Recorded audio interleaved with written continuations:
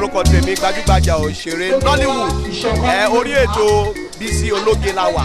Ẹ wo tẹ bá fẹ́ mọ̀ pa gbogbo ẹ̀ṣọ́ ara fàájì tó yọrantí ní òde pápájọ nílẹ̀ adúláwọ̀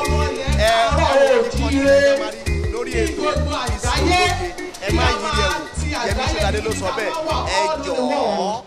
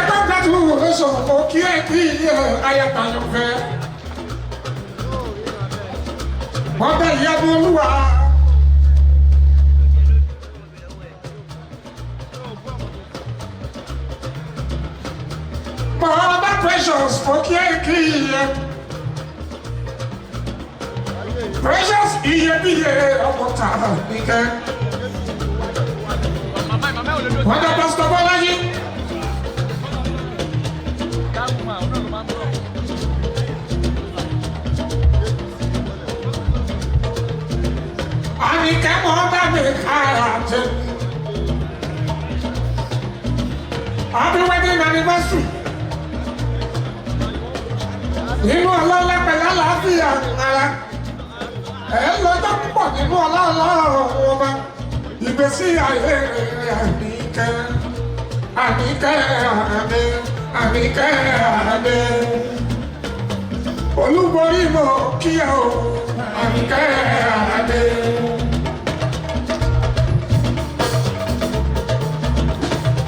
Engineer, mo fún yín níṣẹ́ tó máa bẹ́ẹ̀ bá just your opportunity you can do a lot.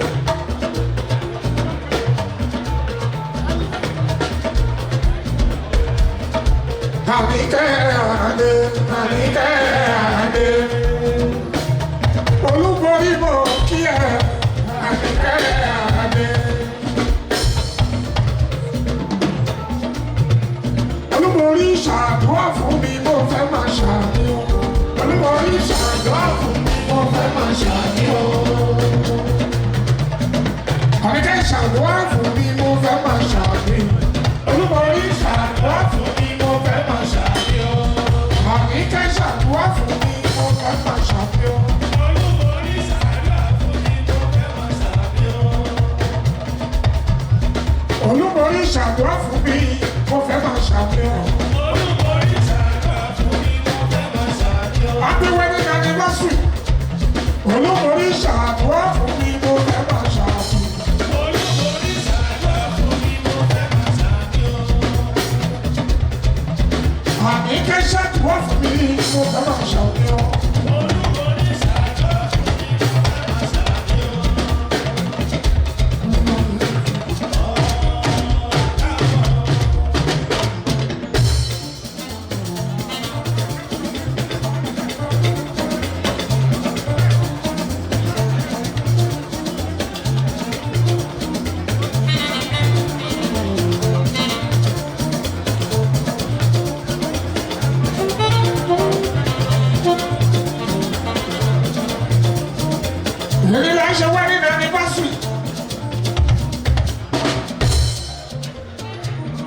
tọkọtaya olúmọ̀rí mi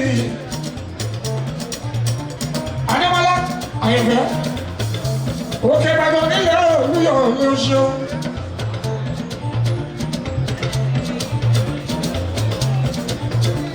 ọkọ̀ lájú wọn mi pásítọ̀ Yétúndé.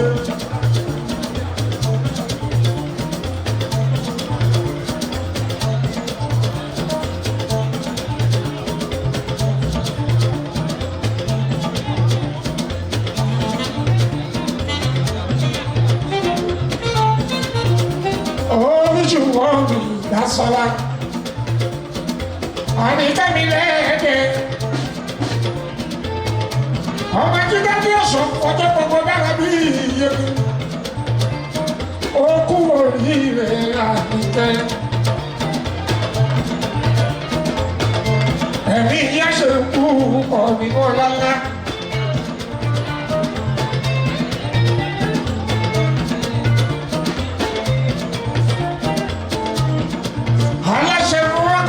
Rock of Salvation Apostolic Church worldwide láti Nàìjíríà délù lọ kọjá dé Amẹ́ríkà ọ̀rẹ́ ọlọ́run àti ìgbẹ́.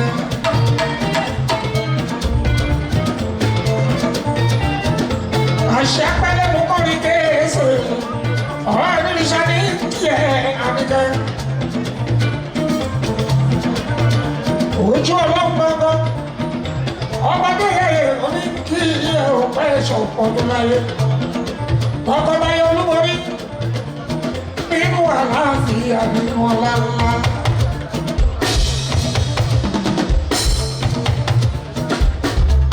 Aláṣẹ Avila Mountain ní Ìbàdàn olúborí.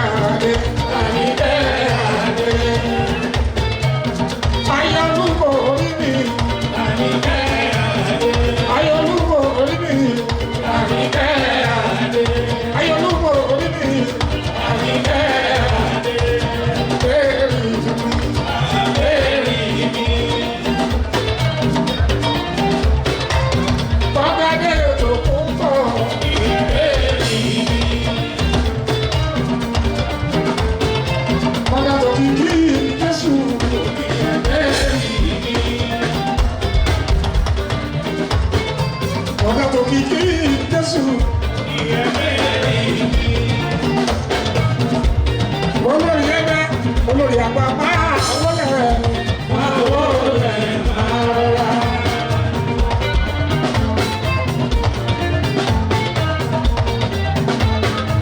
Olórí títí aláyọ̀ máa wọlé máa rọra. Mọ̀mí máa wọlé máa wọlé máa rọra.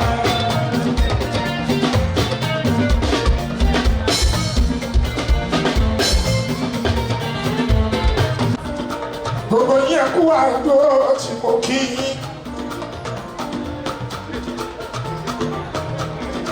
Pásítọ̀ lọ́wọ́.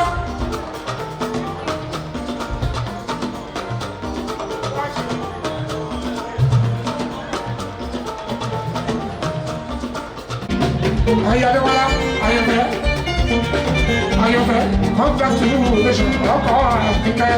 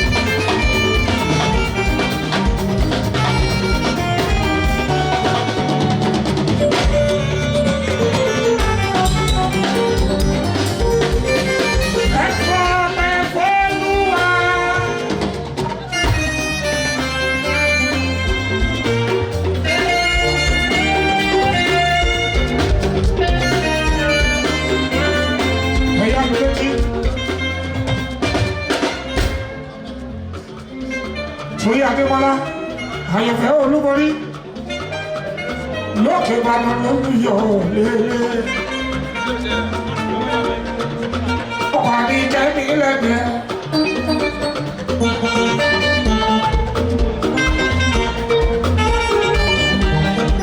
Àdìjẹ́ bèbí yóò wà.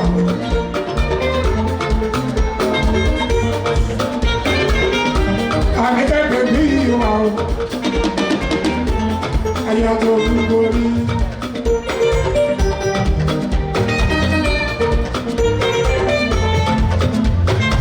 Ọ̀rọ̀ ìfẹ́.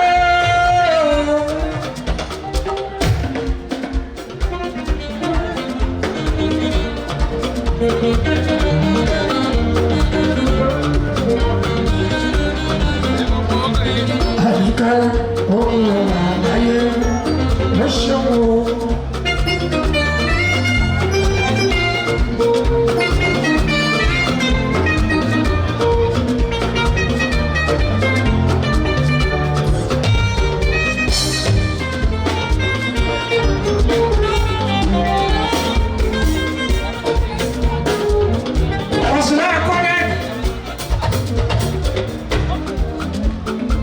Wọ́n àtàyè ọba mi, wọ́n ní kí n máa kí pásítọ̀, kí n kí pásítọ̀ Olúborí.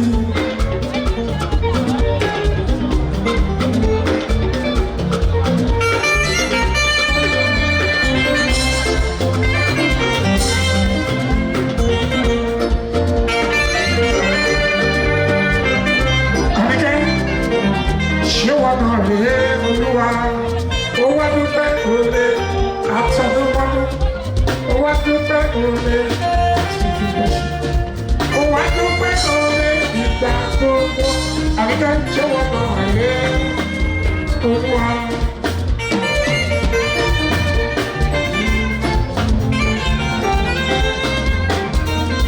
Ọlọ́run ló ní àwọn èèyàn mi sí. Ọlọ́run ló yàn ẹ́ Àbíkẹ́.